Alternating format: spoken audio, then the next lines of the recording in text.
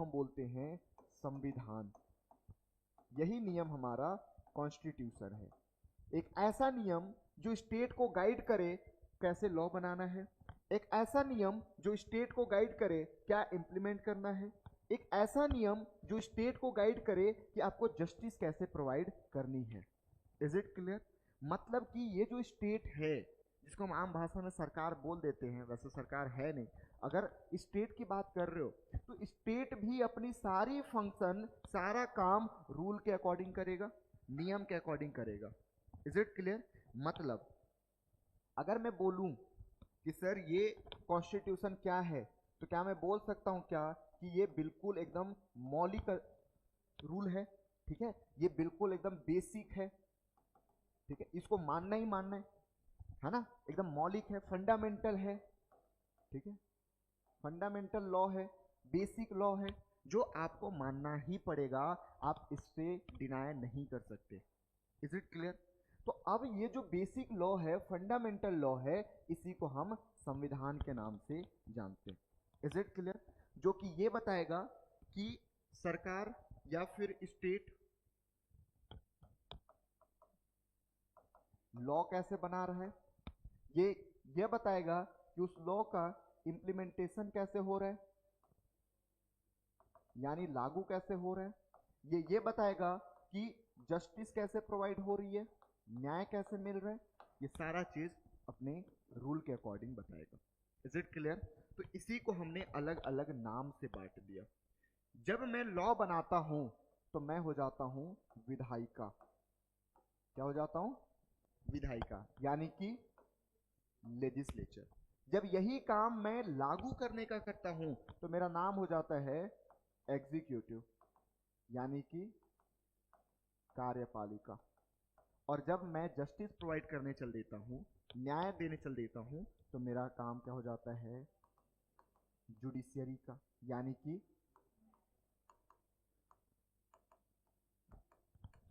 न्यायपालिका का। इवन ये जो है, ये आपस में खुद तीनों अलग अलग बटे हुए हैं, ठीक है, तीनों एक नहीं है, ये अलग संस्था है, ये अलग संस्था है, और ये अलग संस्था है। तीनों के बीच में हमने शक्तियों को बंटवारा कर दिया, पृथक कर दिया, सेपरेट कर दिया। इसी कॉन्सेप्ट को हम बोलते हैं सेपरेशन ऑफ पावर, यानी कि शक्तियों का पृथककरण, ठीक है, इसी को क्या बोलोगे? शक्तियों का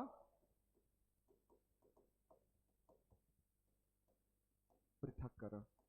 इसी को शॉर्ट फॉर्म में एसओपी बोलते हैं। इवन केवल हमने यही काम नहीं किया, हमने कुछ और भी कर दिया। क्या किया? ये जो तीनों हैं, तीनों को हमने बोल दिया कि एक दूसरे पे आपको नजर भी रखनी है, एक दूसरे को चेक भी करना है। अगर विधायिका कुछ गलत कानून बनाता है तो ये दोनों इस पे नजर रखेंगे, इसको चेक करेंगे, जांचेंगे। अगर कार्यपालिका, कार्यपालिका यानी मोर ओवर आप जो सरकार बोलते हो, ये यही है, तो स्टेट को आपको सरकार नहीं बोलनी है। सरकार मतलब क्या सर? काउंसिल ऑफ मिनिस्टर, यानी मंत्री परिषद। तो मंत्री परिषद हमारे सरकार हैं, ठीक है, ये स्टेट सरकार नहीं है। तो अगर मान के चलो कि सरकार कोई गलत नियम लागू कर रही है, तो ये दोनों चेक करेंगे ना, है ना, तो मतलब इनका काम चेक करना भी है। और अगर गलत लागू कर दिया तो उसको आप रोकोगे, खत्म करोगे, तो उसको हम बोलते हैं बैलेंस करना। बैलेंस करना मतलब उसको खत्म कर दो, तो इसको हम बोलेंगे जांच एवं, बैलेंस करना मतलब आप बोल सकते हो लाइक नियंत्रण, ठीक है, तो जांच एवं नियंत्रण का सिद्धांत। तो ये दो चीज समझ में आया, एक check and balance and second SOP, ठीक है। तो ये जब भी मैं पढ़ाऊंगा ये दोनों टर्म आएगा ही आएगा, दोनों इंपॉर्टेंट है। पहला, हमने तीनों के बीच में हमने पावर को सेपरेट कर दिया, पृथक कर दिया, शक्तियों का पृथककरण। दूसरा, एक दूसरे को हम एक दूसरे के ऊपर नजर रखने के लिए बोल दिए, है ना, कि भैया तो इसको देखते रही हो, कुछ अगर बकर किया बस मार दो, है ना, ये अगर कुछ बदमाशी किया तो इसको मार दो, ठीक है। तो मतलब कि हम एक दूसरे को चेक भी करवा रहे हैं और गलत करें तो नियंत्रण भी करवा रहे हैं। यहां तक बात क्लियर है? ठीक है, तो ये रही आपकी संविधान। अगर लिखना चाहो तो लिख सकते हो, नहीं तो फिर मैं ना ये आपको जो पीडीएफ है ये मैं दे दूंगा, अगर टाइम अभी बचाना चाहते हो, क्योंकि इसीलिए मैं साफ साफ लिख रहा हूँ। ठीक है, तो आपको यहाँ से पीडीएफ मिल जाएगी, शेयर करोगे, एक बार आप लोग शेयर करके देख लो हो पा रहा है कि नहीं। अगर हो जाएगा तो फिर मत लिखना, क्योंकि हम लंबा टॉपिक खींच सकते हैं। ठीक है, एक बार इसको करके देखो तो, फोन का वो खोलो कैमरा या फिर स्कैनर और स्कैन करके देखो कि ये समझ में आ पा रहा है राइटिंग। फीचर ये अच्छा है।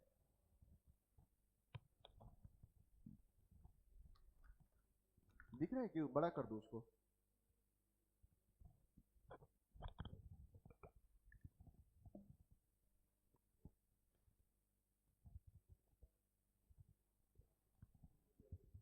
हाँ?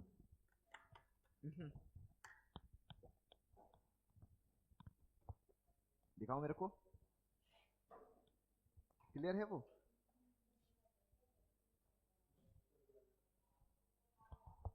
अरे यार 1 मिनट। अच्छा ज़्यादा छोटा हो जा रहा है क्या? अच्छा जूम हो रहा है ना। राइटिंग समझ में आ रही है? मैं काम करता हूँ, इसको और क्लियर लिखूंगा अब से।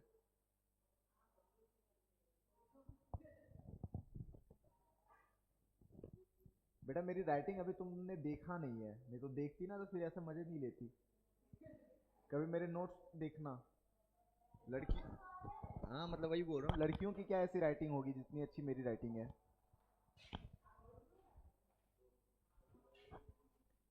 आप लोग को पढ़ाने के लिए बनाना पड़ता है ना गाइस। कॉलेज में कहाँ यार, एक दिन पहले तो सिलेबस पता चलता था, दोस्तों से पूछना पड़ता था। यहां तक क्लियर है? आगे चलूं? तो हमने मेजरली ये संविधान के बारे में देख लिया। अब ये जो संविधान है ये बेसिकली दो प्रकार के होते हैं। ठीक है, पूरी दुनिया में संविधान को हम इन्हीं दो ही प्रकार में बांटते हैं, एक लिखित संविधान और एक अलिखित संविधान। लिखित का मतलब होता है रिटन कॉन्स्टिट्यूशन, अलिखित का मतलब होता है अनरिटन कॉन्स्टिट्यूशन। लाइक आपका यूके हो गया, इधर आप इंडिया मान सकते हो, यूएसए मान सकते हो, और ऐसे बहुत सारे हैं, Canada, France, Germany, USSR, Pakistan, Nepal, Bhutan, Sri Lanka, जिसको मानना है मान लो। ठीक है, अब दूसरी चीज कि लिखित क्या है अलिखित क्या है। तो लिखित का मतलब है कि जैसे हमने एक रूल बना दिया था ना, यहाँ पे कहाँ पे गया हमारा रूल, हाँ यहाँ पे, तो ये रूल जो है उसको हमने एक पर्टिकुलर किताब में लिखा है सारे रूल्स के बारे में। तो वही अगर मैं कर दूं कि एक मैं बुक लूं, ठीक है, पापा से 50 रुपए मांगू, कॉपी खरीदूं और सारे रूल्स लिख दूं, ठीक है, रूल्स नंबर 1 2 3 4 5, 4,000, 10,000, 50,000 सारे लिख दिए, एक ही कॉपी, फुल एंड फाइनल। तो ये हमारा हो गया लिखित संविधान, कि मैंने एक ही बुक में सब कुछ लिख दिया। ठीक है, रिया से लेके प्रिया तक का नंबर, सबका नंबर लिख दिया मैंने, है ना, हो गया मेरा लिखित संविधान। इधर मैंने लिखा है ये रिया के बारे में, ये रिया का लव लेटर है, ये प्रिया का है, ये सुप्रिया का है, ये उसकी अम्मा का है, ये उसकी बहन का, ठीक है, ये दूसरी, ये तीसरी, ये चौथी, ये पांचवी, ये छठवीं, ये सातवीं, ऐसे बहुत सारे। तो ये भी लॉ है, law 1, law 2, law 3, law 4, law 6, law 8, law 12, ऐसे आगे बढ़ते गया। तो लेकिन एक बुक में नहीं है, अलग अलग पेज है, पेज 1 2 3 4 और अलग अलग रखा हुआ है। इन सब को मैं अगर वर्चुअली मिला दूं, वर्चुअली मिलाने को क्या बोलते हैं, कि मैंने कलेक्ट तो किया बट मेरे पास नहीं है, इसको बोलते हैं वर्चुअल कलेक्शन, कि हम सबको कलेक्ट कर लिए बट मेरे पास कलेक्शन नहीं है, अलग अलग है। ये मान लो कहीं और किसी लाइब्रेरी में रखाया हुआ है, ये किसी और लाइब्रेरी में है, तो लिखा हुआ है बट एक बुक नहीं है, इसको हम बोलते हैं अलिखित संविधान। जैसे आपका यूके, यूके का जो है अलिखित संविधान यानी कि अनरिटन कॉन्स्टिट्यूशन है, कि वहां लिखित है बट एक टाइम पीरियड पे एक बॉडी द्वारा नहीं लिखा गया। हमारा जो संविधान लिखा है वो है संविधान सभा, संविधान सभा, कॉन्स्टिट्यूएंट असेंबली। कॉन्स्टिट्यूएंट असेंबली बैठा और इसको लिख दिया। बट इनको लिखने के लिए कभी कोई और बैठा, ये दूसरे लोगों ने लिखा, ये तीसरे लोगों ने, ये कोई और लोग, ये कभी और, ये मान लो 18वीं शताब्दी में बना, ये 20वीं शताब्दी में बना, ये 16वीं शताब्दी में बना। मतलब एक टाइम पे बैठ के नहीं लिखे, time to time to time to time इन लोग लिखते गए। जैसे आज हमारी जो संसद है वो कानून बनाता है, सेम उसी प्रकार का इनका कानून है, तो इसको हम अनरिटन कॉन्स्टिट्यूशन बोलेंगे। Is it clear? इसके अलावा पूरे भारत की अगर मैं बात करूं या फिर पूरे वर्ल्ड की भी बात करूं तो संविधान को या फिर हमारी सिस्टम को दो और पार्ट में बांटा जाता है। ठीक है, कौन कौन सी पार्ट है? तो ये आप एक समझ लो, ठीक है, ये है आपका लेजिस्लेचर, ये एग्जीक्यूटिव और ये जुडिशियरी। ठीक है, एक और व्यवस्था है, ये प्रीलिम्स के क्वेश्चन पूछ सकते हैं यहां पे, इसलिए मैं फैक्ट बताते जा रहा हूं। एग्जीक्यूटिव एंड जुडिशियरी हिंदी में समझ में आ जाएगा, विधायिका, कार्यपालिका, न्यायपालिका। ठीक है, तो यहां देखो लेजिस्लेचर में से ही हमने एग्जीक्यूटिव को निकाल दिया है। क्या किया हमने? लेजिस्लेचर में से एग्जीक्यूटिव को निकाला। जैसे एग्जाम्पल ये है आपका पार्लियामेंट यानी कि संसद। संसद में दो सदन, कौन कौन सा? लोकसभा और राज्यसभा। कितने मेंबर? 543 और इधर 245। Is it clear? अब हमने क्या किया कि इन्हीं लोकसभा में से और राज्यसभा में से एक छोटी सी बॉडी निकाल लिया, मान लो 80 लोगों का, इसको हमने अलग निकाल लिया, जूम करके दिखा रहा हूं, तो ये 80 लोगों का है। ये 80 लोग क्या संसद के सदस्य हैं? है ना? और इनको मैं काउंसिल ऑफ मिनिस्टर भी बोल दिया, तो लोग दोनों हैं, कार्यपालिका भी और विधायिका भी। तो विधायिका में से मैंने कार्यपालिका को निकाला, तो इसको बोलते हैं संसदीय प्रणाली, और ये हम इंडिया में फॉलो करते हैं। क्लियर है? इसको बोलते हैं अध्यक्षीय प्रणाली। अध्यक्षीय प्रणाली जो कि यूएसए में फॉलो करेंगे। इंग्लिश में ये है प्रेसिडेंशियल फॉर्म, और ये है पार्लियामेंट्री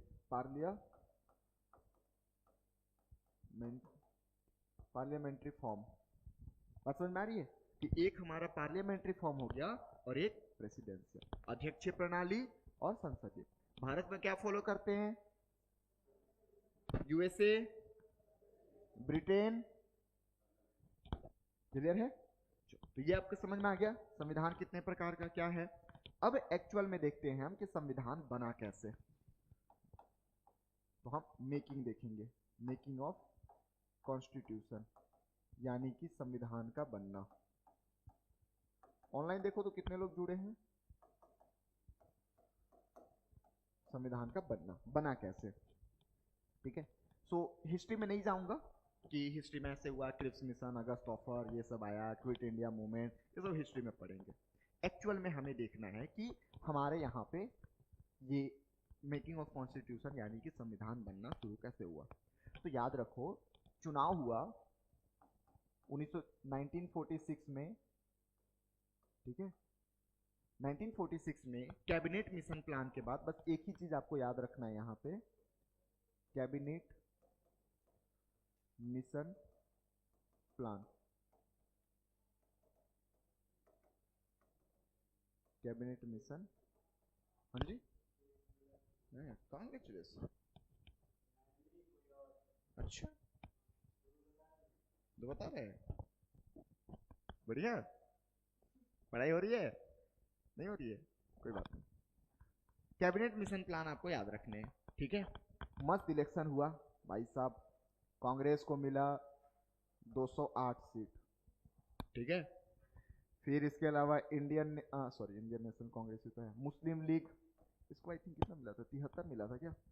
काउंट करो तो इसको, अदर 15 काउंट करो तो कितना हुआ, 93 को भी काउंट करो, 389 हुआ, हो गया ना? याद है यार मेरे को। से कांग्रेस थैंक यू।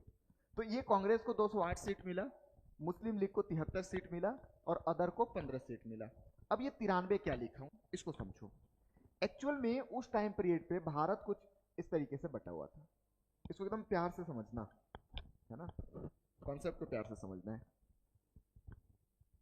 ये है ब्रिटिश प्रांत, ब्रिटिश प्रोविंस, ब्रिटिश प्रांत। ब्रिटिश प्रांत ऐसा जगह था जहां पे जहां पे ब्रिटिश डायरेक्टली अपना गवर्न करते थे, यानी कि शासन करते थे। कुछ ऐसे एरिया था जो कि राजा महाराजा द्वारा शासन किया जाता था, जिसको हम प्रिंसली स्टेट के नाम से जानते हैं, या फिर इसको देसी पौआ नहीं, रियासतें, है ना, देसी रियासतें। तो एक ब्रिटिश प्रांत जहां पे ब्रिटिशर्स है, हेलो माय डियर कैसे हैं, बढ़िया हूं मैं, कैसे हो बबुआ, ये देसी रियासतें। ठीक है, दोनों चल रहा है। अब यहां पे तो राजा महाराजा है भाई, लेकिन आप अगर थोड़ा सा इतिहास पढ़े होंगे तो आपको पता होगा कि 1946 से पहले ही चुनाव शुरू हो चुका था। भले ही हमें वोटिंग राइट सबको नहीं पता था, सबको नहीं मिला था, बट चुनाव शुरू हो गया था, लोग वोट करते थे। तो अब क्या होता था कि यहां पे जैसे आज से मैं कंपेयर करता हूं ना, ये बिफोर और ये टुडे, आफ्टर नहीं लिखूंगा, टुडे। ठीक है, आज क्या है हमारे पास, ये मान लो एक स्टेट है, तो स्टेट में लेजिस्लेटिव असेंबली है, ये सुनो, है ना, लेजिस्लेटिव असेंबली यानी विधान सभा। और विधानसभा के मेंबर को क्या बोलता हूं मैं, मेंबर ऑफ लेजिस्लेटिव असेंबली, यानी कि एमएलए, हिंदी में चच्चा विधायक है। ये पूरा रख लिया है मेरा डायलॉग भाई, मेरे पास हजारों डायलॉग है, तू 10 बार भी पढ़ेगा ना तो लगेगा कि नया ही पढ़ा रहा हूँ। ठीक है, चलो, एक बच्चा मिला था ना, डेमो के लिए आया था। तो एक्चुअली क्या हुआ, शुरू की बात है, फर्स्ट जब अपन इंस्टीट्यूट स्टार्ट किए थे, तो वो पहली दिन आया, तो उसको डेमो दिया, पहला लेक्चर। तो अभी तुम लोग को क्या है, फैक्चुअल डेटा करना है, इसलिए मैं वो बहुत डेप्थ में नहीं जाता, नहीं तो ये जो मैं पहला क्लास बताया ना, इसको ही मैं 1 घंटे पढ़ाता हूँ। ठीक है, वो आपकी रिक्वायरमेंट भी नहीं, अगर मैं उतना पढ़ाऊँ तो फिर मैं बेवकूफ़ी कर रहा हूँ। तो मैं उसको पढ़ाया, 2-3 एग्जाम्पल दिए, दूसरे दिन फिर से वही क्लास आ गया क्योंकि और बच्चे आ गए, तो मैं पूछ वही सेम डायलॉग, तो चलते हैं इतिहास में। तो वो क्या बोलता है, सर ये एग्जाम्पल लीजिए। मैं अंदर पहले मुस्कुराया, बोला ठीक है, किसका लेना है, इसका, बनाया, फिर अंदर से फिर ऐसे हो गया। अब कई लोग आते हैं जो टीचर की ना थोड़ी सी उंगली करना चाहते हैं कि देखते हैं बेटा तू पढ़ा पाता है कि नहीं। भाई रट के थोड़ी आया हूँ कि यही डायलॉग मारने हैं, तो यहाँ बोलोगे हजारों डायलॉग यहाँ पे मिल जाएंगे। ठीक है, 2 सेकेंड में। चलो कहाँ था ये, member of legislative assembly, MLA, उस तरीके से यहाँ पे अलग होते थे। इसको बोलते हैं मेंबर ऑफ प्रोविंशियल असेंबली। पहले ये हम एमपीए बोलते थे, क्या बोलते थे, एमपीए। हिंदी में भी मत समझो क्योंकि फिर डायरेक्टली वही विधायक वगैरह वर्ड चलेगा, क्योंकि हिंदी इसका क्या ही मैं बताऊं, डायरेक्टली विधायक ही बोलूंगा, है ना। तो इसको समझो कि ये पहले प्रोविंशियल असेंबली हुआ करता था। क्यों, क्योंकि पहले के स्टेट को हम प्रोविंस बोलते हैं, प्रांत बोलते हैं। ठीक है, अब जो हम स्टेट बोलते हैं, छत्तीसगढ़ स्टेट है, उसको पहले हम प्रोविंस बोलते थे, प्रांत बोलते थे। क्लियर है, तो प्रांत का सभा, प्रांतीय सभा, यानी कि प्रोविंशियल असेंबली। तो प्रोविंशियल असेंबली के मेंबर को क्या बोलूंगा, member of provincial assembly, MPa. तो जिस तरीके से आज एमएलए का चुनाव होता है, उसी तरीके से एमपीए का चुनाव होता था। कैसे, देखो इधर, कंफ्यूज मत हो, थोड़ा सा इजी है। लोगों द्वारा, ये आज की बात बता रहा हूं, लोगों द्वारा एमएलए चुने जाते हैं, है ना, लोगों द्वारा एमपीए चुने जाते थे। क्लियर है, तो अब इसको देखना, ये हो गए आपके यहां पे एमपीए और यहां पे राजा महाराजा। क्लियर है यहां तक, एनी डाउट, नो। तो ये भारत है भैया, है ना। ठीक है, आधे एरिया में हम एमपीए देख लिए, और ऐसा नहीं कि इतना ही एमपीए थे, अलग अलग था, मैप आप देखोगे तो और इधर हमारे कौन है, राजश्री। ठीक है, तो एमपीए, लोगों ने एमपीए को चुना। फाइनली चुनाव हुआ 1946 में और 389 मेंबर को हमने चुन लिया। अभी मैं दिखाया था 208, 73 और 15 प्लस 93, 389 मेंबर को हमने चुना इलेक्शन के थ्रू। इसमें से 93 लोग जो हैं वो ये राजा लोग भेजे, ठीक है, कि भाई मैं तो बिजी हूँ, तू जा देख क्या क्या कर रहे हैं लोग, लाइक संविधान बनाना था, इनको नहीं पता था क्या हो रहा है, तो जा तो तू देख क्या, तो क्या करना है। तो अपने जगह पे किसी को भेज देते थे कि मेरे बदले शेर बहादुर सिंह जाएगा, और शेर बहादुर सिंह देख के आएगा क्या चल रहा है, तो जैसे बोलता है उधर से मोहम्मद अली जाएगा। सब अपने अपनी जगह पे राजा महाराजा थे, भेजते थे लोगों को। तो ये 93 लोगों को भेजे। ठीक है, इधर कितना बचा, 296। 296 मेंबर को भेजे एमपीए चुन के, है ना। तो मतलब कि लोगों ने इनको चुना, इन लोगों ने इनको चुना। तो कैसे चुना, अप्रत्यक्ष, है ना। तो चुनाव कैसे हुआ, अप्रत्यक्ष इलेक्शन। ठीक है, कि लोगों द्वारा एमपीए चुने गए और एमपीए ने 296 मेंबर को चुन लिए। चलो बन गया। इन्हीं को हम बोलते हैं संविधान सभा, यानी कि कॉन्स्टिट्यूएंट असेंबली। हाँ जी, नहीं 93 इलेक्ट नहीं हुए थे, ये नॉमिनेट थे। तो इसको आप बोलोगे अप्रत्यक्ष चुनाव, यानी कि इनडायरेक्ट इलेक्शन के थ्रू आए, और ये थे मनोनीत, नॉमिनेटेड। ठीक है, मनोनीत थे। यहां तक कोई डाउट। अभी हम 1996 में ही है। ठीक है, अब 1996 के बाद धीरे धीरे धीरे आगे बढ़ना शुरू हुआ।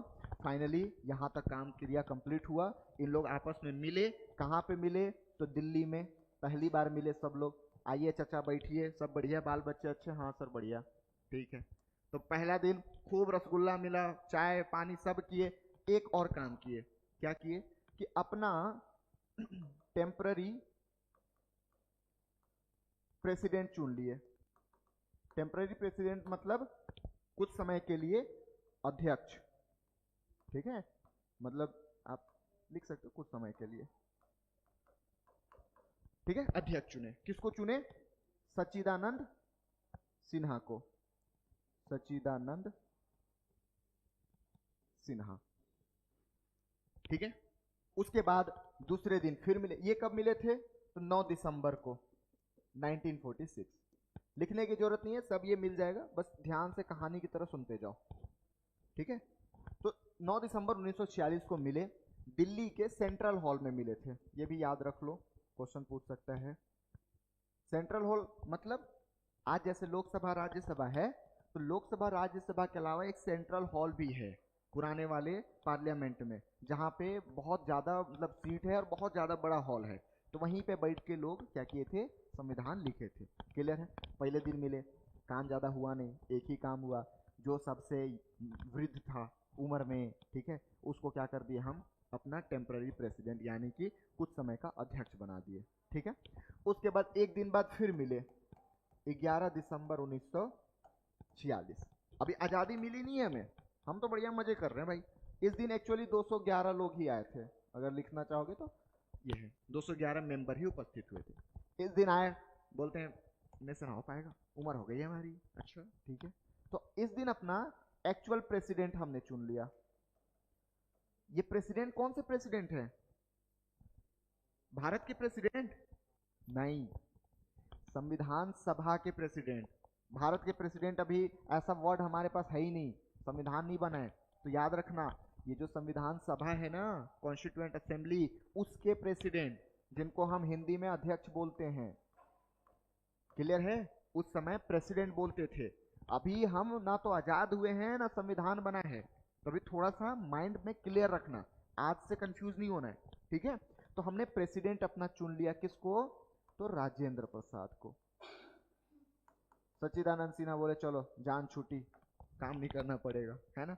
अब देखो, इस दिन तो एक काम हो गया, एक दिन और मिले, एक एक दिन का गैप है। देखो 9 को मिले थे, 10 को छुट्टी, 11 को मिले, 12 को छुट्टी, 13 दिसंबर को फिर से मिले और 13 दिसंबर को बोलते हैं हम नेहरू जी आए, भाई और बहनों कुछ काम कर लें।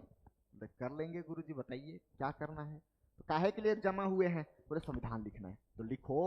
तो सबसे पहले लिखने से पहले आपके माइंड में क्लियर होना चाहिए ना, क्या लिखना है, कैसे लिखना है, देश को कहाँ ले जाना है, देश को राजा को देना है कि लोगों को देना है, स्वतंत्र होना है, डेमोक्रेसी चाहिए, रिपब्लिक चाहिए, क्या चाहिए, कैसे चाहिए, क्यों चाहिए, सब पता होना चाहिए। तो यही चीज मस्त एक लेके आए, लेटर पढ़ने लग गए। कौन? नेहरू जी। बोले कि भाई हमें ना देश को स्वतंत्र बनाने हैं, हमें ना देश को लोकतांत्रिक बनाने हैं, हमें देश को सॉवरेन बनाने हैं, संप्रभु, हमें देश को सोशलिस्ट बनाने हैं, हमें देश को अखंड बनाना है, हमें देश को लाइक इंटीग्रेट करके अखंड इंटीग्रिटी ये सब रखना है।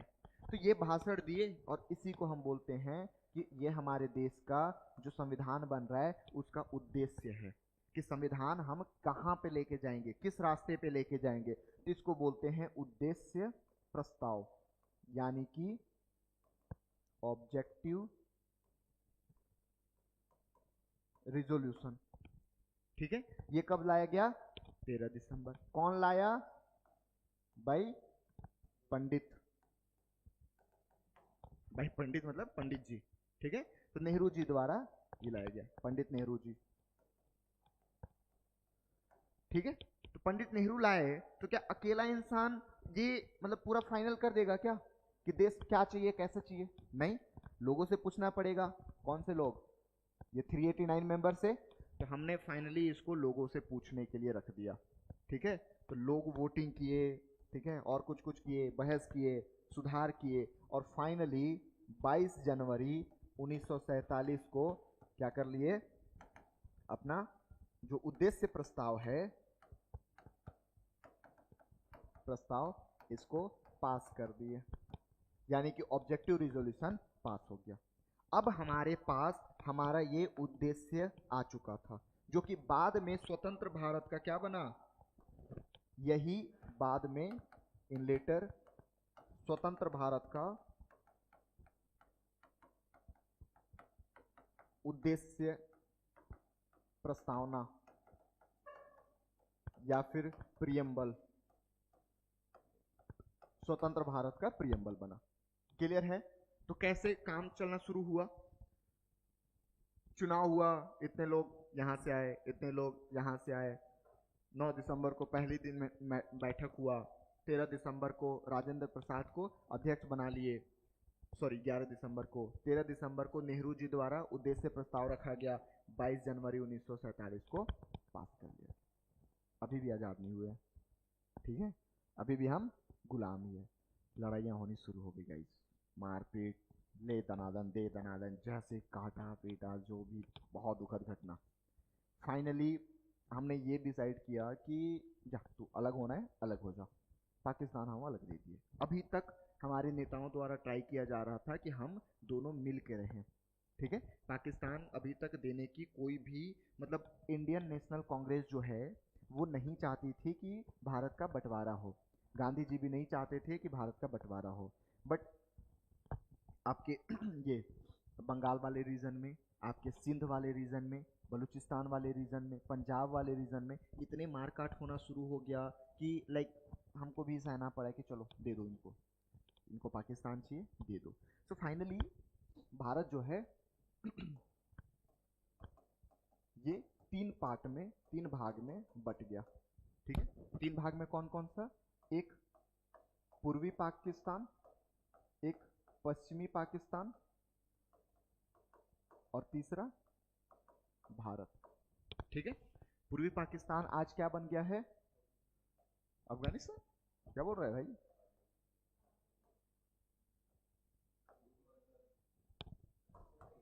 ये ईस्ट है ना? हाँ ईस्ट, ठीक है। क्या बन गया ये? बांग्लादेश, ठीक है। तो अब फाइनली 14 अगस्त, देखो अगर कभी बाई मिस्टेक ना अगर डेट गलत भी लिखा रहा होगा तब थोड़ा सा देख लेना, ठीक है।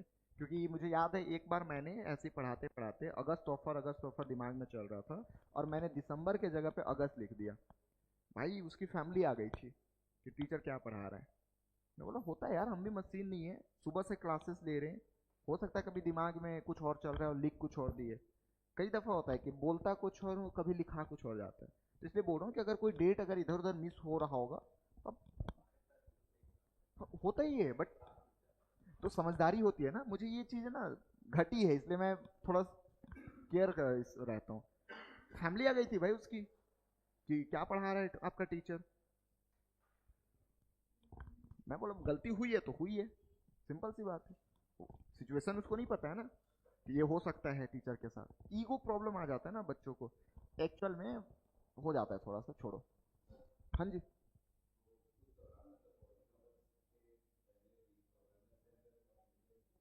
गवर्नर जनरल कौन था?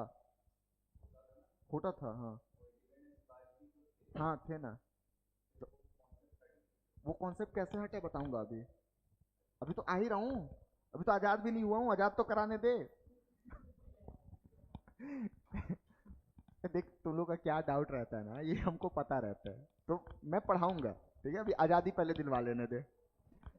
आजादी दिलवा दूं, बुनिया मिलेगा गाइस तुम लोग को, समझ नहीं रहे हो। चलो 14 अगस्त इस दिन नहीं मिलेगा ना। इस दिन भाई हमारा छोटा सा नन्हा सा प्यारा सा बदमाश सा अलग हो गया, दुखी मना लो भाई। पाकिस्तान अलग हो गया। पाकिस्तान अलग हुआ, लेकिन अपने साथ में क्या किया, 389 जो हम पूरे मेंबर थे, उनमें से 90 लोग कहाँ चले गए? पाकिस्तान। ठीक है, फाइनली 15 अगस्त को हम आज़ाद हुए 1947 में। खुशियां मनाओ गाइस, खुशियां, भारत आज़ाद हो गया, बुनिया खाओ। लेकिन 90 लोग गायब हो गए। ठीक है, तो कितने बचे? 289, अरे सॉरी 299, हाँ ठीक, 299। अब ये 299 हमारे संविधान सभा वाले, संविधान सभा यानी कॉन्स्टिट्यूएंट असेंबली वाले क्या किए? संविधान लिखे, संविधान लिखे, जिसमें इनको फाइनली कितना समय लगा? 2 साल 11 मंथ 18 डेज। और फाइनली इन लोगों ने 26 नवंबर 1949 को संविधान लिखकर रेडी कर दिया। ठीक है, उसके अलावा इसी डेट पे 26 नवंबर 1949 को हमने इसको एक्सेप्ट भी कर लिया। यानी कि क्या बोलते हो एक्सेप्ट करना को हिंदी में क्या बोलोगे? अपनाना, हाँ सॉरी, अपनाना, अपना लिया। बट हम लागू नहीं किए।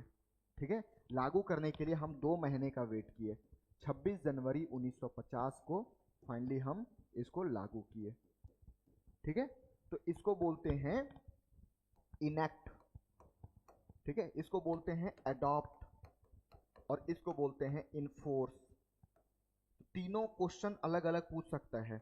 हिंदी में तो आपको समझ में आ जाएगा, लेकिन इंग्लिश वाले के लिए याद रखना, अगर पूछा कि कॉन्स्टिट्यूशन ऑफ इंडिया कब इनैक्ट हुआ है, देन 26 नवंबर 1940। अगर पूछा कब अडॉप्ट हुआ है, अडॉप्ट यानी एक्सेप्ट, अडॉप्ट करना, तो उसी डेट पे। बट हमने इन्फोर्स कब किया? इन्फोर्स यानी लागू होना। ठीक है, तो हमने लागू किया 2 महीने बाद 26 जनवरी 1950। Is it clear? तो ये रहा पूरी जर्नी हमारी। बाकी इसके अलावा छोटे छोटे फैक्चुअल डेटा है कि ड्राफ्टिंग कमेटी के अध्यक्ष कौन थे, तो बाबा भीमराव अंबेडकर। ठीक है, उसके अलावा कितने मेंबर थे, तो टोटल 7 मेंबर थे। कौन कौन थे, तो ये तो आप अपने लेवल पे पढ़ सकते हो, टी कृष्णमाचारी के, मुंशी, ठीक है, ये सब आप नाम देख लेना। क्लियर है? तो इस तरीके से संविधान बन के हमारा रेडी हुआ। और जब संविधान बन के फाइनली 26 जनवरी 1950 को रेडी हुआ, या फिर लागू हुआ 26 नवंबर 1949 को बन के रेडी हुआ, तो उस समय पे हमारे पास, ये मैं 26 नवंबर की बात कर रहा हूँ, इस समय पे एक हमारे पास प्रियम्बल था, है ना, यानी कि प्रस्तावना, हम भारत के लोग वाला, we the people of India. इसके अलावा पार्ट की बात करूं या भाग की बात करूं, तो कितने थे? 22। 22 भाग क्या है? जैसे आप देखते हो मैथ्स में अध्याय होता है, या यूनिट होता है, यूनिट 1 2 3 4, है ना, तो वही यूनिट है जिसको हम भाग, मतलब यहाँ से मत भाग, पार्ट बोलते हैं, ठीक है। इसके अलावा इसमें अनुच्छेद यानी कि आर्टिकल, आर्टिकल यानी कि अनुच्छेद, तो ये थे 395, 395।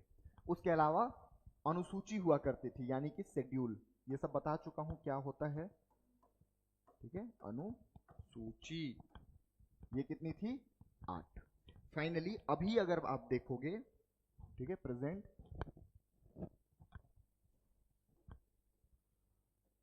तो एक हमारे पास प्रस्तावना है ही है, दूसरा ये बढ़ के 25 हो गया है, ठीक है, ये लगभग बढ़ के 470 के आसपास आ गया है, ये मैं लगभग की बात कर रहा हूं, ठीक है, ये 12 हो गया है, ठीक है। इसमें लगभग इसलिए बोल रहा हूं क्योंकि बहुत खत्म हुआ है, बहुत अभी है, तो उतना कोई बैठ के काउंट करता नहीं है। तो कई बुक में आपको 428 मिलेगा, कई बुक में आपको 450 मिलेगा, कहीं 460 बोलते हैं, कहीं 470 बोलते हैं, तो आप अप्रोक्स इतना मान सकते हो कि बढ़ गया है, कोई नहीं पूछने वाला कि कितना है, बस ओरिजिनल आपको पता होना चाहिए कि सर 395 था। अभी 12 अनुसूचियां हैं, ओरिजिनल 8 था, क्लियर है। एक प्रस्तावना 22 भाग जो कि अभी बढ़ के 25 हो गया, क्लियर है। तो ये रहा पूरी हमारी संविधान का निर्माण। अब संविधान निर्माण हो जाने के बाद हमें पढ़ना है इनको, प्रियम्बल, ठीक है, फिर भाग आपका 22, फिर आर्टिकल, फिर ये, तो ये हम शुरू करते हैं अपना प्रियम्बल। हाँ जी, अब यहां तक क्वेश्चन है तो बताओ, 2 चैप्टर हमारा कंप्लीट हो गया, एक बेसिक ऑफ कॉन्स्टिट्यूशन, एक मेकिंग ऑफ कॉन्स्टिट्यूशन, तो ये हमारा चैप्टर 3 है। चलो बताओ, कोई डाउट है यहां तक तो? कुछ, हाँ ठीक है ना।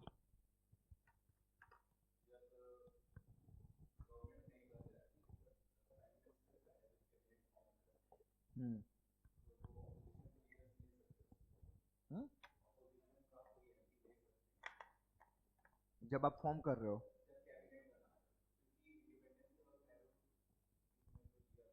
किसको, ओपोजिशन उस समय था, हाँ था थोड़ा बहुत छोटा मोटा, तो गठबंधन बन जाता ना भाई, मेजोरिटी रहने के बाद भी लोग आके मिल जाते हैं, ठीक है, जो छोटे छोटे अकाली दल वगैरह है, ये सब गठबंधन की जरूरत नहीं भी पड़ती है, फिर भी सरकार के साथ ही रहते हैं। जैसे लास्ट टर्म मोदी जी का, उनको जरूरत नहीं थी, ठीक है, उनके पास 300 273 प्लस था, 300 के आसपास सीट था, लेकिन ये जो छोटे छोटे पार्टियां होती है वो बीजेपी के साथ थी, ठीक है, तो इस तरीके से उनको लाया जा सकता है। अगर उनमें कोई अच्छा खासा पढ़ा लिखा है तो उनको भी आप अपने मंत्रिमंडल में या मंत्री परिषद में रख सकते हो, ठीक है, ऐसा कोई जरूरत नहीं। इवन मैं मेंबर नहीं हूँ फिर भी मैं मंत्री बन सकता हूँ, हाँ, ओनली फॉर 6 मंथ, और 6 महीने कहीं ना कहीं से वो जुगाड़ लगा के मेरे को सदस्य बना ही देंगे, ठीक है। तो दुआ करो कि आपके टीचर कभी पॉलिटिक्स में चला जाए, मजाक कर रहा हूँ, मत करना ऐसी दुआ, खुश हूँ मैं यहीं पे।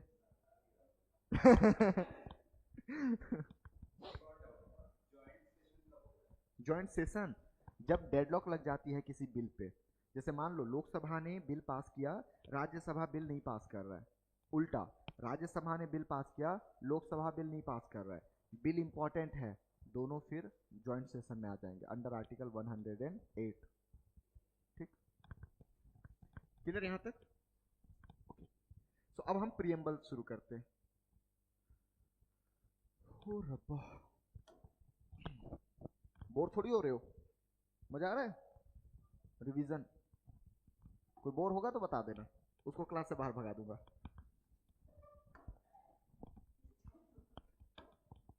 नहीं होगे, ये मेरा मतलब इतने साल का रिकॉर्ड रहा है, कोई एक भी, हाँ, नहीं आ रही है ना, हाँ, हाँ, इसीलिए चाय पी के आ रहे हैं, शर्म भी नहीं आया कि सर भी 2 घंटे पढ़ाने वाले हैं। नहीं अभी भी लेट नहीं हुआ है, नहीं नहीं, नहीं मजाक कर रहा।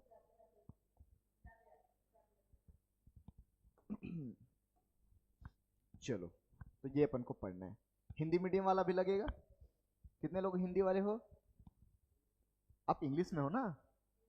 हिंदी है आपका? अच्छा, इंग्लिश 1 2 3।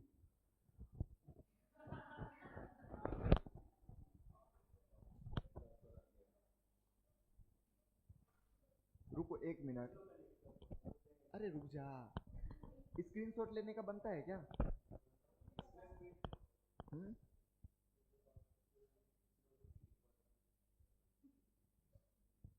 भाई इंजीनियर हूँ लेकिन इलेक्ट्रिकल वाला हूँ, लाइट बनवा लो, मेरे को ये नहीं आता। सिविल क्यों नहीं किया? क्योंकि मुझे इंजीनियर बनना था। क्या? क्यों नहीं किया? क्योंकि मुझे गधा नहीं बनना था। मेरे माइंड में क्लियर था कि मेरे को यूपीएससी ही करना है, और मेरे माइंड में ये भी क्लियर था कि 3 साल में बीएससी मुझे वो नहीं दे पाएगा जो मुझे इंजीनियर बना दिया। इंजीनियरिंग में जाके मेरा मतलब सबसे अच्छा डिसीजन था कि मैं इंजीनियर बना। जो डेवलपमेंट मेरे में हुई, आप 12वीं से पहले वाले विशाल से मिलते और इंजीनियरिंग के बाद वाले विशाल से मिलते, जमीन आसमान की फर्क दिखा। और ये सिर्फ और सिर्फ इंजीनियर दिया। हम कभी कितना भी दिक्कत आ जाए ना, सुसाइड करने का कभी खौफ नहीं आता, क्योंकि एग्जाम से 2 दिन पहले इतने प्रेशर में रहते थे हम। एग्जाम है और आज 12 बजे का डेडलाइन है कि असाइनमेंट सबमिट करना है, कल का डेडलाइन है कि हमारा ग्रैंड वाइव है, हम पढ़े भी नहीं है, सिलेबस नहीं पता, ग्रैंड वाइव में हम बैठे हैं, टीचर मार रहा है हमारी। तो ये मेंटालिटी देती, मैं तो अपने पूरे खानदान को इंजीनियर बनाऊंगा सर, भले जॉब नहीं करने दूंगा। पापा में से पूछे कि इंजीनियरिंग किया है, इतने पैसे खर्च किया, इतना पढ़ाई किया है, जॉब क्यों नहीं करने जा रहा है? मैं बोले जॉब थोड़ी करना था, मेरे को तो इंजीनियर बनना था। बन गया मैं।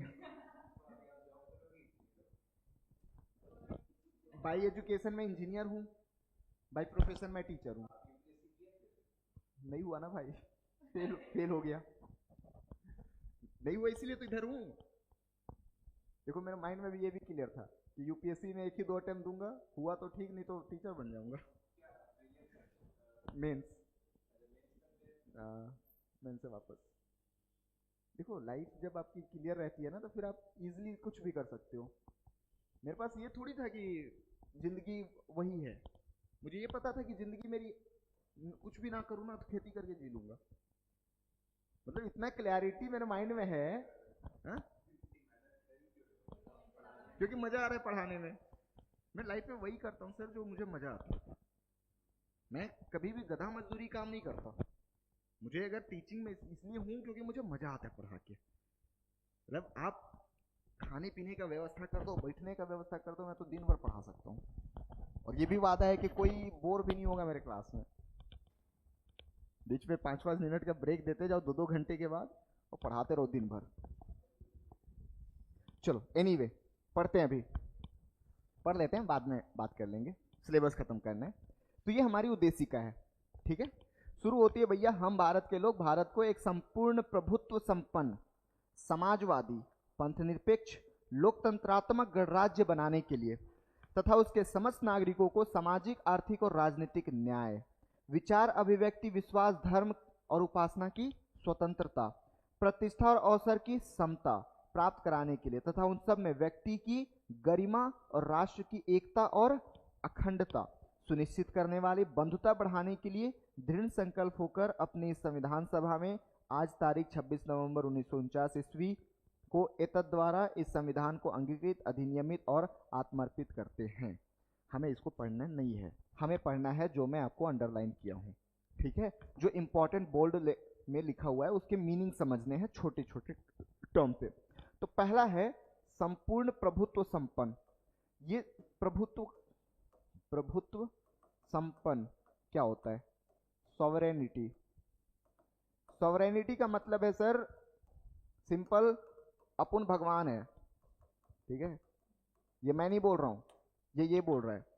दैट मीन्स कि ना तो कोई बाहर का, जब मैं डिसीजन लेता हूं ना, तो ना तो कोई बाहर का मुझे दबाव डालेगा और ना ही कोई अंदर से दबाव डालेगा। लाइक मोदी जी डिसीजन ले रहे हैं, पुतिन बोल रहा है क्या मोदी जी क्या करते रहते, इधर से राहुल गांधी, हमारे मोदी चाचा तो चोर है, जो भी है किसी के दबाव में नहीं आना है, ठीक है। जो भी करना है अपने मन से करना है, लोगों की हित के लिए करना है। इसी को बोलते हैं संपूर्ण प्रभुत्व संपन्न। जब आप अपनी देश के लिए कोई डिसीजन ले रहे हो तो ना तो कोई बाहरी देश आप पे दबाव करेगा। पाकिस्तान कोई भी डिसीजन लेता है, फोन हिलाता है, हाँ कर दे, कर दो, अच्छा ठीक है, चलो लागू। किससे पूछ रहा है? और ठीक है, दोनों का रखेल है, दोनों से पूछते हैं। लेकिन जब हम करते हैं तो हम बताते हैं कि सर परमाणु परीक्षण हो गया है, देख के बात करना। आप S-400 खरीद लिया, मैं फ्यूल मंगा रहा हूं रसिया से, ठीक है, चाइना पे वॉर करने वाला हूं, पाकिस्तान को मार दिया। ये हम बताते हैं, पूछते नहीं है।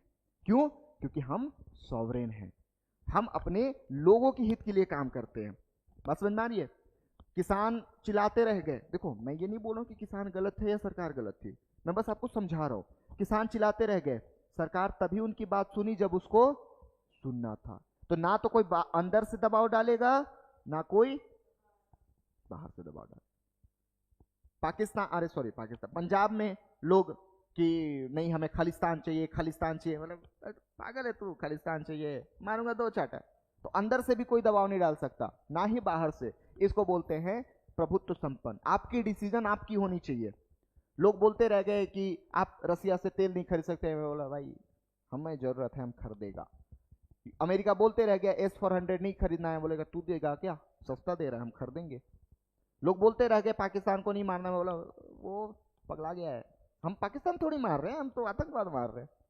मोदी जी भी लाइक आतंकवादी इज इक्वल टू पाकिस्तानी, तो हम पाकिस्तानी को नहीं मार रहे हैं गाइज, हम तो आतंकवादी को मार रहे हैं। ठीक है, तो कोई भी हम पे दबाव नहीं डाल सकता। इसको बोलते हैं संपूर्ण प्रभुत्व संपन्न या फिर sovereignty. Is it clear? Next, Samajwadi. Samajwadi का मतलब होता है सोशलिस्ट। सोशलिस्ट के दो तीन फॉर्म हैं। एक सोशलिस्ट जो कि यूएसएसआर से शुरू हुआ। अगर कोई क्वेश्चन पूछ दे कि सोशलिस्ट वर्ड कहां से आया, तो यूएसएसआर। यूएसएसआर के जो सोशलिस्ट है वो बिल्कुल सरकारी मॉडल पे आधारित है। मतलब वहां जितनी भी संसाधन है वो सब सरकार के पास होगा, है ना। जितनी भी संसाधन है सब किसके पास होगा? सरकार के पास। और सरकार सबको बराबर बराबर बांटेगा। बेटा 2 बिस्किट खाना है आपको, 2 तू भी खाएगा। तू ज्यादा काम किया है कोई बात नहीं, 2 खा ले। तू नहीं काम किया है कोई बात नहीं, ये लो 2।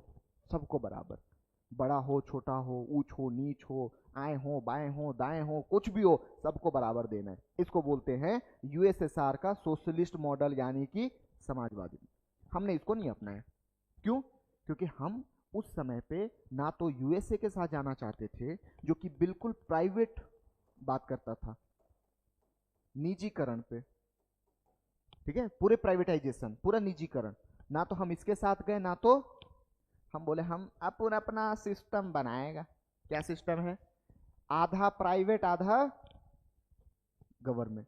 जो जरूरी है लोगों के लिए, खेती, एग्रीकल्चर, लैंड, फॉरेस्ट किसके पास है? सरकार के पास। ट्रेन सरकार के पास। एरोप्लेन अमीर लोग बेच दो, ठीक है। आप कुछ समय तक बीएसएनएल टेलीकम्युनिकेशन, अब टेलीकम्युनिकेशन बेच दो, जियो, एयरटेल, वोडाफोन, वीआई, ठीक है। लोगों को जरूरत नहीं है, और है भी तो बढ़िया मिल रहा है। पेट्रोल बेच दो। माइनिंग सरकार। बात समझ में आ रही है? क्योंकि माइनिंग अगर उनको दे दिए पूरा निचोड़ डालेंगे। कुछ कुछ दिए भी, लेकिन उनको सरकार के कंट्रोल में। तो मतलब सिंपल सा है कि हमने कुछ को प्राइवेट रखा और कुछ को सरकारी रख दिया। जो जरूरत है लोगों के लिए, गरीबों के लिए, ट्रेन गरीब भी चढ़ता है, अमीर भी, उसको नहीं बेच सकते। एरोप्लेन अमीर बेच दिए, क्योंकि पैसे भी चाहिए, ठीक है। क्योंकि सोशलिस्ट का यूएसएसआर पे इतना गलत प्रभाव पड़ा कि यूएसएसआर 15 हिस्सों में टूट चुका। आज रसिया जो दिखता है ना, उतना बड़ा नहीं था। पूरा मतलब लाइक ये जो सेंट्रल एशिया है, Kazakhstan, Kyrgyzstan, Tajikistan, Turkmenistan, Uzbekistan, ये पूरा उस Estonia, Latvia, Lithuania, Belarus, Ukraine के बगल में जितने भी देश हैं, ये सब अमेरिका यूएसएसआर का था, ठीक है। जो भी देश बोला नहीं समझ में आएगा मत समझो, ठीक है। बस इतना समझो कि टूट चुका है ये। बस समझ में आ रही है? तो इसलिए हमने अपना अलग मॉडल दिया, हमने दोनों को साथ लेके चला। समाजवादी। समाजवादी से याद रखना, ये ओरिजिनल कॉन्स्टिट्यूशन में नहीं था, ये 42वें संविधान संशोधन में जोड़ा गया।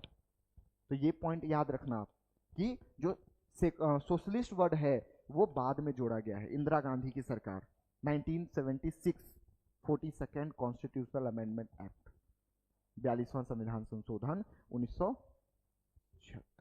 क्लियर है? नेक्स्ट, पंथ निरपेक्ष। पंथ निरपेक्ष मतलब सेकुलर। सेकुलर क्या होता है? डेमोक्रेसी कौन कौन चाहते हैं?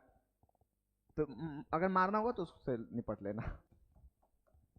ठीक है, देखो सेकुलर मतलब क्या, सबसे पहले समझते हैं सेकुलर क्या नहीं है।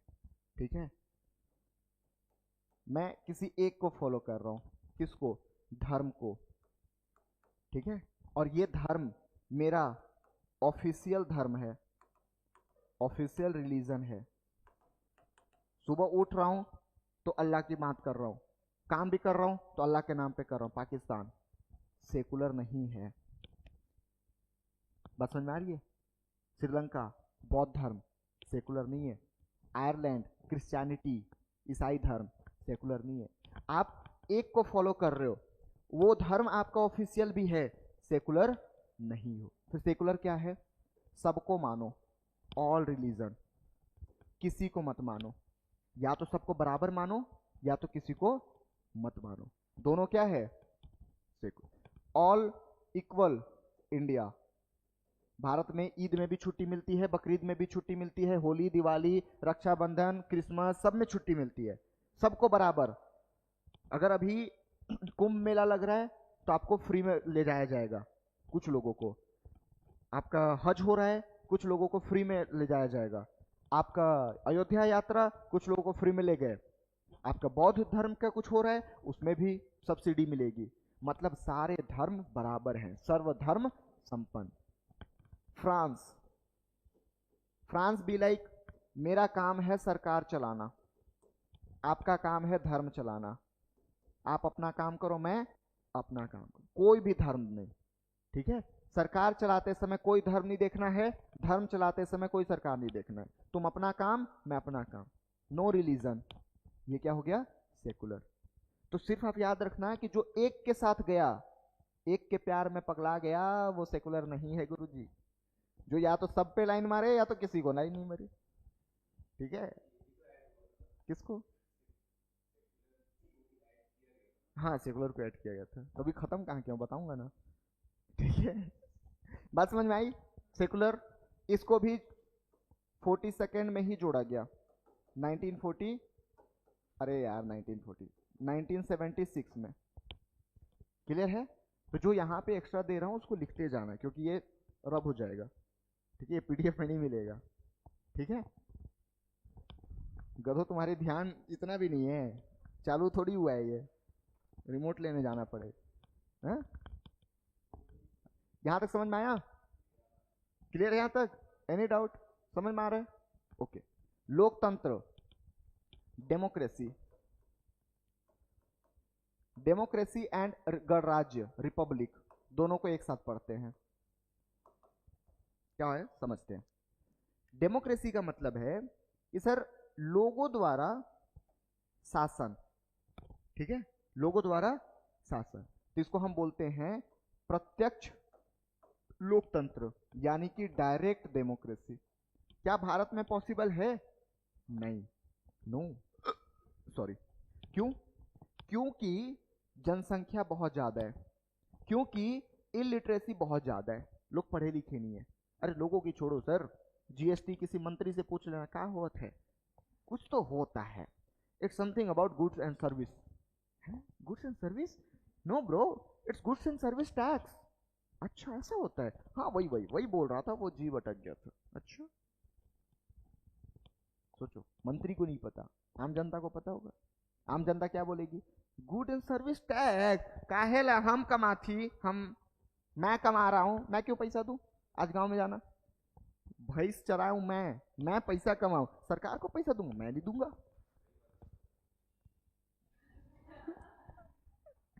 तो क्या डायरेक्ट डेमोक्रेसी चल पाएगा क्या भारत में? नहीं। तो हमने क्या किया, इनडायरेक्ट, अप्रत्यक्ष, मतलब इसमें से जो समझदार है उनको यहां पे ला दिया। ये इनको क्या कर रहे हैं, रिप्रेजेंट कर रहे हैं, यानी इनको प्रतिनिधित्व कर रहे हैं। तो इसको इसलिए रिप्रेजेंटेटिव डेमोक्रेसी भी बोलते हैं, प्रतिनिधित्व लोकतंत्र भी बोलते हैं। क्लियर है? तो लोकतंत्र दो प्रकार का, प्रत्यक्ष, अप्रत्यक्ष। अप्रत्यक्ष को प्रतिनिधित्व लोकतंत्र यानी कि representative democracy. Is it clear? जब सरकार चुनी हुई हो लोगों द्वारा उसको लोकतंत्र बोलते हैं। क्लियर है? डायरेक्ट में डायरेक्टली लोग आपस में, जैसे पंचायत में जितना भी डिसीजन लिया जाता है वो लोग आपस में मिल के लेते हैं, such type of direct democracy. Switzerland इसका एग्जांपल है। स्विट्जरलैंड में कुछ साल पहले डायरेक्ट डेमोक्रेसी अपनाया गया था। ठीक है, कि लोग, छोटा देखो, जो छोटा देश है, एजुकेटेड है, उसमें आप कर सकते हो, भारत जैसे विशाल देश में नहीं कर सकते। क्लियर है? चलिए अब देखते हैं गणराज्य यानी कि रिपब्लिक। तो दो चीजें याद रखना, ये अगर भारत है तो ये पूरे को मैं क्या बोलूंगा, कौन सा स्टेट,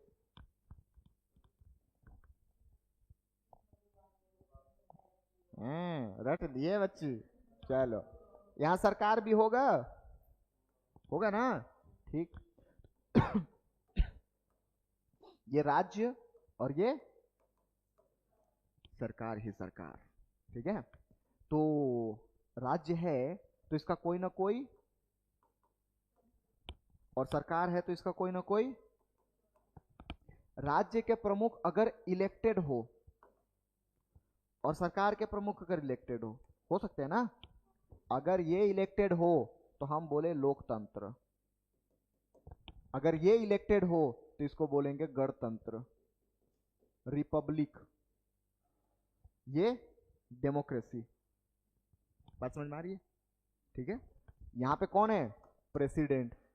क्या इलेक्शन होता है प्रेसिडेंट का? हाँ जी, तो हम क्या हैं, गणतंत्र, रिपब्लिक।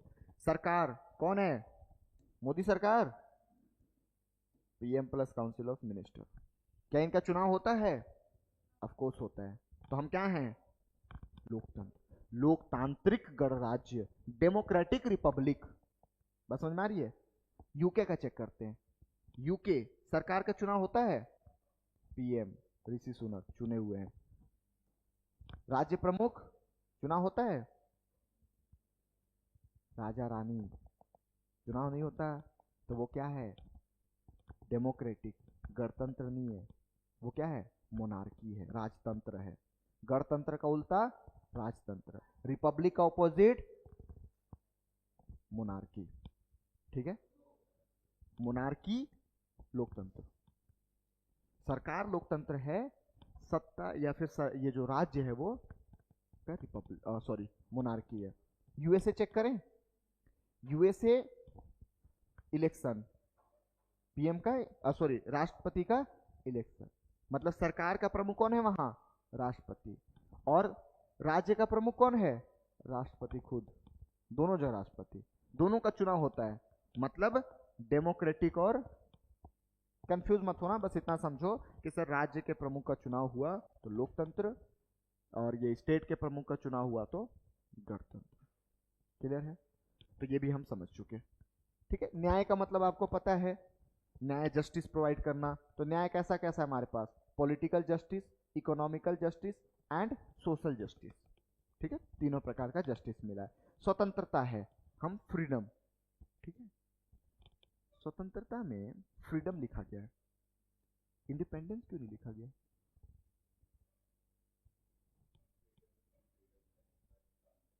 इंडिपेंडेंस का मतलब भी तो स्वतंत्रता होता है। फ्रीडम का मतलब होता है फ्रीडम विथ कंसेंसस, मतलब आप स्वतंत्र हो, बट ये नहीं कि पता चला मेघा को स्वतंत्र हो, इसका मतलब क्या निपटा दिए, एक लिमिट में स्वतंत्र हो, तो इसको बोलते हैं फ्रीडम। ठीक है, हम फ्रीडम है, हमें इंडिपेंडेंस नहीं मिला, मतलब इंडिपेंडेंट तो है कंट्री, बट वो वाली स्वतंत्रता नहीं मिला है। क्लियर है?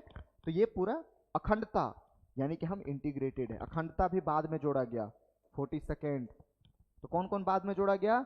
समाजवादी, पंथ निरपेक्ष, अखंडता, यानी कि सोशलिस्ट, सेकुलर, इंटीग्रिटी। क्लियर है? ये तीन चीजें बाद में जोड़ा गया, क्वेश्चन पूछ सकते हैं यहां से। तो ये रहा हमारी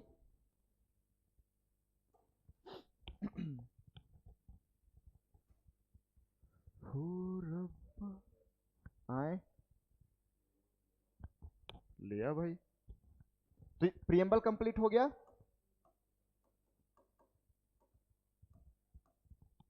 समझ गए?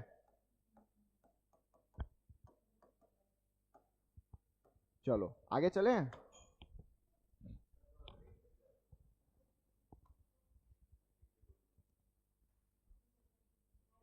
क्या ब्रेक लोगे यार?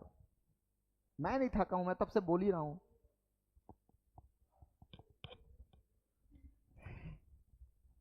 क्या ब्रेक सेहत के लिए अच्छी नहीं है मेरी? है? चलो कोई बात नहीं। हाँ लिया। चलो 2 मिनट का ब्रेक है।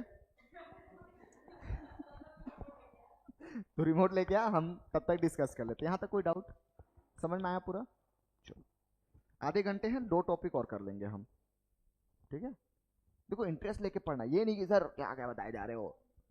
बता रहा हूँ भाई, बता रहा हूँ, आता है बता रहा हूँ। ठीक है? तो इंटरेस्ट देना है, जितना है सब बता। नहीं सब कहाँ बता रहा हूँ, इतना ही थोड़ी आता है। इंजीनियरिंग भी आती है, पावर सिस्टम नेट के लिए पढ़ा सकता हूँ मैं।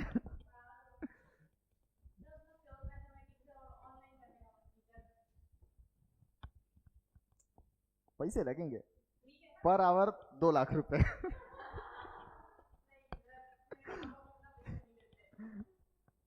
नेट कर रहे हो क्या? थोड़ा बढ़ तो जा, थोड़ा बढ़ तो जा।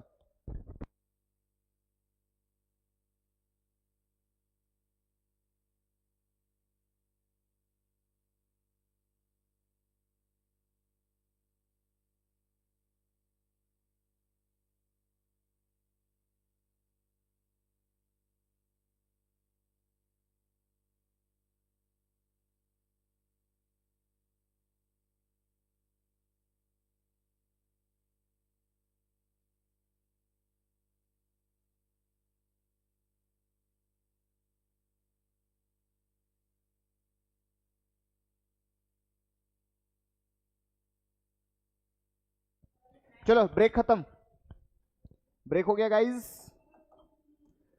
तो इधर देखो, प्रियम्बल कंप्लीट हो गया। ठीक, अब हम चलते हैं पार्ट में, है ना?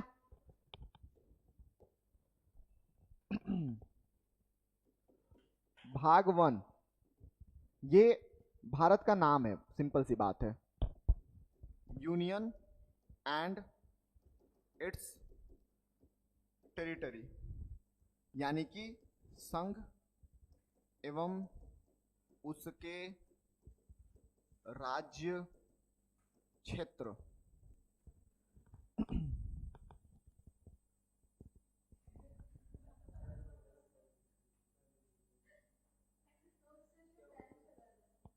है ना?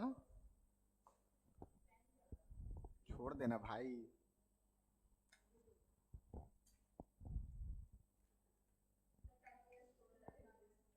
चल जा पीछे जा, पीछे जा, पढ़ाने दे मेरे को। यूनियन एंड इट्स टेरिटरी, इसमें आपको 4 आर्टिकल मिलेंगे गाइस। कौन कौन सा? 1 to 4, 1 to 4, एक एक को समझते जाना। पहला क्या बोलता है? लिखना कुछ नहीं है, बस समझते जाओ। पहला 3 चीज बोलता है, 3 क्लॉज है। क्लॉज मतलब पता है ना आपको? Article then clause, clause then sub clause. तो इसको मैं क्या बोलूंगा? Article 1 sub clause A. ये क्या बोलता है कि भाई साहब हमारा नाम भारत, नेम बताता है, नेम। ठीक है? क्या बताता है? नेम, कि क्या क्या नाम है मेरा। तो मेरा नाम भारत है, मेरा नाम इंडिया है, मेरा नाम दोनों है, मैं क्या करूं? कुछ मत कर। ठीक है? तो इसमें इसकी वर्डिंग क्या है? India, that is Bharat, that is Bharat shall be a union of state, shall be a union of state। ठीक है, इंडिया जो कि भारत है राज्यों का संघ है। क्वेश्चन ये इंपॉर्टेंट है, संघ क्या होता है? ठीक है, तो संघ समझने से पहले ये समझ, ये तो क्लियर है इंडिया डेट इज भारत, कि जो भारत है वही इंडिया है सिर्फ। ठीक है, तो हमारे देश का दो दो नाम, इंडिया और भारत। दूसरी चीज कि एक होता है, मान लो केंद्र है और ये राज्य है, दोनों की शक्तियां बराबर है, तो इसको हम बोलते हैं फेडरल, यानी कि संघ। ठीक है, अगर सेंटर की पावर मोर देन स्टेट हो, है ना, तो इसको हम बोलते हैं यूनियन, यूनिटरी यानी एकात्मक। ठीक है, अगर इन दोनों को लेके चलते तो हमें दिक्कत था, तो ना तो हम फेडरल व्यवस्था लेके चले और ना ही हम यूनिटरी व्यवस्था लेके चले, हमने दोनों को मिक्सचर ले लिया, जिसको हम यूनियन के नाम से जानते हैं। इसको भी हिंदी में संघ ही बोलते हैं। क्लियर है? तो दोनों को संघ बोला जाता है, बट हम यूनियन, राज्यों का यूनियन, मतलब राज्य मिल के भारत में आ गए हैं। क्लियर है? तो यही बोला गया है कि हम राज्यों का संघ है। अब आपको बताना पड़ेगा ना कि राज्य क्या है, कितने राज्य हैं, कहाँ, किस राज्य का राजधानी क्या है, बताना पड़ेगा। तो हमने इसको बताया है 1B में, सेकेंड क्लॉज, कि राज्यों के बारे में अगर जानना है तो राज्यों की जानकारी मिलेगी, कहाँ मिलेगी? शेड्यूल 1 में, यानी अनुसूची 1 में। ठीक है, बोलते हैं ना, शराब पीने वाले कृपया बाएं जाएं, जूस पीने वाले कृपया दाएं जाएं, कुछ नहीं पीने वाले यहीं बैठे, है ना। तो सेम वही है कि राज्य के बारे में जानकारी चाहिए तो सिर्फ भर कहाँ जाओ? अनुसूची 1 में, और जाके जितना जानना है जानकारी ले लो। ठीक है, हम अभी यहाँ पे नहीं बताएंगे। हाँ जी, फेडरल स्टेट, हाँ नहीं नहीं, यूनियन को फेडरल नहीं बोलते एक्चुअल में। आप जब थोड़ा सा हायर मतलब पढ़ते हो तो एक्चुअल में हम फेडरल हैं in normal situation, but in emergency हम यूनिटरी हो जाते हैं। ठीक है, मैंने दोनों को बताया है। यहाँ पे देखो कि हम यूनियन और यूनिटरी दोनों का मिक्सचर है, कभी हम फेडरल हो जाते हैं, कभी हम यूनिटरी हो जाते हैं। बाबा भीमराव अंबेडकर का यही कंसर्न था कि अगर हम फेडरल वर्ड लिख दिए तो फिर हम यूनिटरी हो नहीं सकेंगे। और हमारी हिस्टोरिकल बैकग्राउंड ऐसी रही है कि लोग आज मतलब मौका मिले ना, कल पीछे से छुरा भोंक दें, मतलब कि राज्य अलग हो जाए। ठीक है, तो इसलिए हमें सेंटर को ज्यादा पावरफुल बनाना पड़ा, लेकिन हम पूरी तरीके से सेंटर को पावरफुल नहीं बना सकते।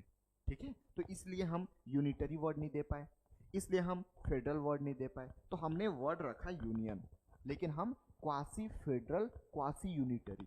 क्वासी का मतलब अर्ध, अर्ध संघीय, अर्ध एकात्मक, यानी कि आधा आधा है।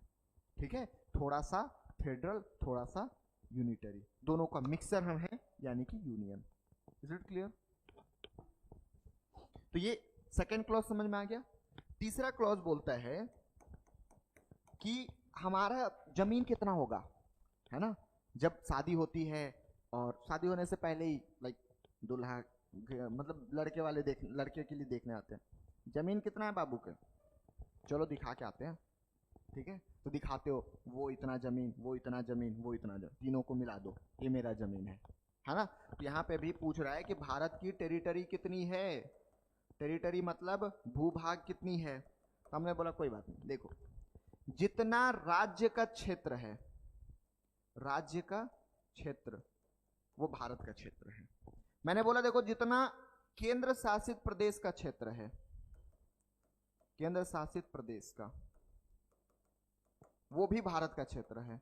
बोला बस, बोला नहीं, कल के दिन हम किसी राज्य को एक्वायर कर लिए, किसी भूभाग को एक्वायर कर लिए, यानी कि अपने में मिला लिए, अपने में मिला लिए। सर ये भी भारत का ही हिस्सा है, बात समझ में आ रही है? जैसे जितने स्टेट का क्षेत्र, 28 राज्य, सब भारत का, 8 केंद्र शासित प्रदेश का जमीन, सब मेरा। कल के दिन पता चला पाकिस्तान बोलेगा कि नहीं मिलूंगा, मैं बोला मिला लूंगा, पाकिस्तान को मिला लिए भारत में, तो पाकिस्तान का भी टेरिटरी हमारा। तो कितनी टेरिटरी हमारे है? राज्य का पूरा, केंद्र शासित का पूरा, कल के दिन जिसको भी मिला। एग्जाम्पल, सिक्किम, सिक्किम पहले भारत का नहीं था। एग्जाम्पल गोवा, एग्जाम्पल पुडुचेरी, ये सब बाद में मिले हैं। सिक्किम तो हमारा था ही नहीं, चोग्याल राजा के अंदर आता था, ठीक है। 1973 में थ्रू 36 कॉन्स्टिट्यूशनल अमेंडमेंट एक्ट, उसके बाद हम इसको मिलाए हैं। 1961 गोवा को मिला है, पुडुचेरी को भी मिला है, ठीक है। तो जो भारत में बाद में मिलेगा, कल के दिन पता चला श्रीलंका बोलता है महोदय मिला लीजिए मेरे को भी, तो श्रीलंका भी किसका हो जाएगा? हमारा। तो ये हमारी टेरिटरी। आर्टिकल 1 समझ में आया? क्या क्या बोल रहा है? पहला नाम बता रहा है, दूसरा राज्यों की जानकारी दे रहा है कहां पे, और तीसरा कि जमीन कितना है। बस समझ में आ गई? तो ये है आपका आर्टिकल 1।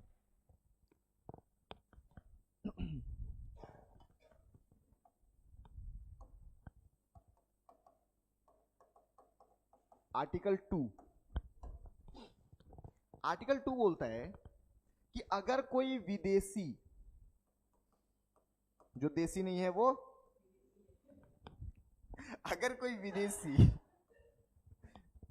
ठीक है, भारत में मिलना चाहे, ठीक है, मिलना चाहे तो खुशी खुशी मिला लो, है ना। अगर कोई विदेश का भूभाग भारत में मिलना चाह रहा है तो मिला लो। एग्जाम्पल सिक्किम, सिक्किम विदेशी था, ठीक है, 1976 में ये भारत में मिल गया, ठीक है। तो इसके बारे में आप थोड़ा सा सुने होंगे कि पहले वो पूरी तरीके से स्टेट नहीं बना था, बाद में फिर स्टेट बना। उसको डर था कि कहीं भारत वाले मेरा नुकसान या फिर मेरा फायदा ना उठाए, तो पहले वो एसोसिएट स्टेट बना, ठीक है, स्वायत्त, या फिर आप ऐसे बोल सकते हो कि लाइक सह राज्य, ठीक है। सह राज्य बनने के बाद फाइनली हम उसको फिर भारत में मिला लिए एज ए स्टेट। क्लियर है? तो मतलब कि विदेशी भूभाग अगर भारत में मिलना चाहे तो मिला लो। अब एक बार मिल गया तो जो करना है कर दो। कैसे? आर्टिकल 3, भारत में मिल गया ना, अब इसका नाम चेंज कर दो, इसका एरिया चेंज कर दो, इसका बाउंड्री चेंज कर दो, ठीक है, जो चाहो चेंज कर सकते हो। बात समझ में आएगी कि पहले मिला लो, तोड़ो मरोड़ो, जो करना है कर दो, ठीक है। 2 राज्यों को मिला दो, तोड़ दो। जैसे मान लो बलूचिस्तान मिल गया भारत में, बलूचिस्तान कहाँ है? पाकिस्तान, सिंध प्रोविंस के नीचे, ठीक है।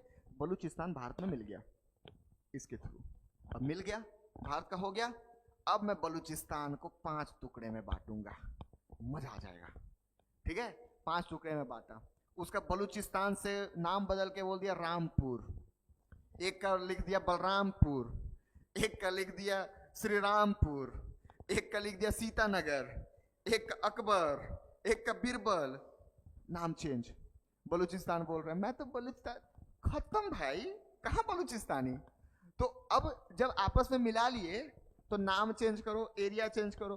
बलूचिस्तान इतना था, मैं ऐसे ऐसे बांट दिया, तरबूज बना रहा हूं भाई साहब, ठीक है। एरिया बाउंड्री चेंज कर दो, बलूचिस्तान ऐसा था, मैं ऐसे बनेगा, ऐसे ऐसे बनेगा, हाँ, ये रहेगा बलूचिस्तान का एरिया। कुछ भी करना है 3 का यूज करके कर दो। क्लियर है? लास्ट आर्टिकल 4, इसको ध्यान से समझना। ये बताओ, जब आप किसी को भारत में मिलाओगे तो आप संविधान में लिखोगे ना कि ये स्टेट आपका हो गया, तो कहां पे संविधान में लिखोगे? शेड्यूल 1 में। जब आप भारत में किसी एरिया को तोड़ोगे तो आप स्टेट नया बना दिया मान लो, तो आप जोड़ोगे ना, कहां पे जोड़ोगे? शेड्यूल 1। इसके अलावा ये हमारा राज्यसभा है।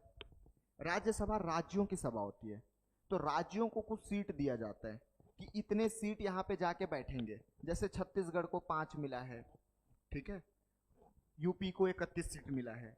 तो ये सीट, मान लो आपने एक नए सिक्किम को मिलाया था, तो सिक्किम को सीट देना पड़ेगा ना। मान लो बलूचिस्तान को मिलाए, बलूचिस्तान को सीट देना पड़ेगा ना। मान लो मध्य प्रदेश से छत्तीसगढ़ को अलग किए, छत्तीसगढ़ को सीट दिए ना। तो ये चीजें हमें मिलती है शेड्यूल 4 में। तो शेड्यूल 4 को भी तो चेंज करोगे ना, है ना। तो शेड्यूल 1 और शेड्यूल 4 को चेंज करना पड़ रहा है आर्टिकल 2 और आर्टिकल 3 के यूज करने से। तो वही बोल रहा है आर्टिकल 4 कि बेटा जब 2 और 3 का इस्तेमाल करेंगे, इसको जब हम यूज करेंगे, तो आप इसको 368 से बाहर रखना। ये क्या है समझा रहा हूं। आर्टिकल 368 बोलता है संशोधन करने की प्रक्रिया देता है, मतलब अमेंडमेंट प्रोसीजर। अमेंडमेंट क्या होता है? संविधान में कुछ बदलाव करना अमेंडमेंट कहलाता है। आप अमेंडमेंट कर दिए, ठीक है। अमेंडमेंट करने के लिए आपको चाहिए होता है विशेष बहुमत। बहुत खतरनाक है ये विशेष बहुमत का मतलब स्पेशल मेजॉरिटी। अगर कोई 368 में है तो आप उसको बिना विशेष बहुमत के पास नहीं कर सकते। तो आर्टिकल 4 पहले ही बोल दे रहा है कि 2 और 3 का यूज करोगे तो आसानी से कर सकते हो। क्यों? क्योंकि इसको 368 से बाहर रखा गया है। ये अपने जात का नहीं है, दूसरे जात का है, ठीक है। अब फ्रीली वो लव मैरिज कर सकता है। हमारे जात में लव मैरिज नहीं करते, ये अलग हो गया हमारी जात से, अब तो कर सकता है। तो आर्टिकल 4 सिंपली 2 और 3 को 368 से बाहर रखा है, इतना ही बोलता है। क्लियर है? तो ये रहा हमारा part 1। Any doubt? Article 368। Article 368 आपको अमेंडमेंट करने का प्रोसीजर बताता है, ठीक है। मतलब संविधान में संशोधन किस तरीके से होगा, विशेष बहुमत से होगा, साधारण बहुमत से होगा, इफेक्टिव मेजोरिटी से होगा, प्रभावी बहुमत, या फिर आपका पूर्ण बहुमत, एब्सोल्यूट मेजोरिटी। बात समझ में आ रही है? तो ये है आपका 368। और भी डिटेल में है, जब हम इसको पढ़ेंगे तो मैं आपको बताऊंगा। क्लियर है? तो और आगे चलना है या फिर यहीं पे रोक दें? चलिए काफी है। तो अपन 4 टॉपिक पढ़ लिए, ठीक है। नेक्स्ट टाइम मुझे याद दिला देना कि हम कहां तक पढ़े। नेक्स्ट वीक हम शुरू करेंगे आपका सिटीजनशिप से, ठीक है। तो ये नोट्स आप ले लो।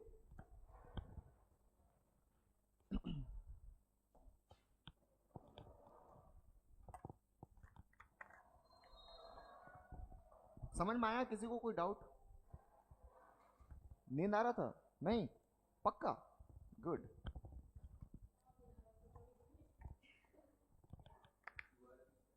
शकल देख के समझ में आ जाता है। नोट्स लेने के लिए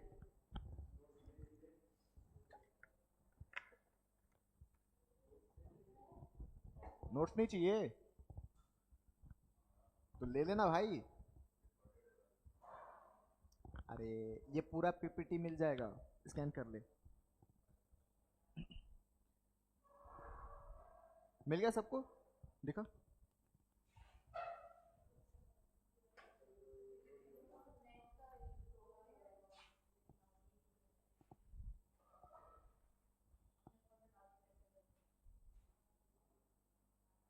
तो डाउनलोड ही नहीं हो रहा है।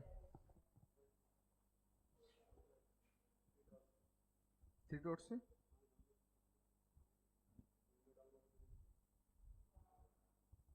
ये तो दिखा नहीं रहा है।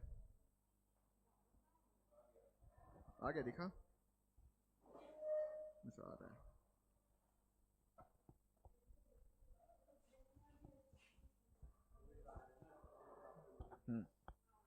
गुड। राइटिंग तो समझ में आ जा रही है। अब इससे साफ क्या ही लिखूंगा मैं।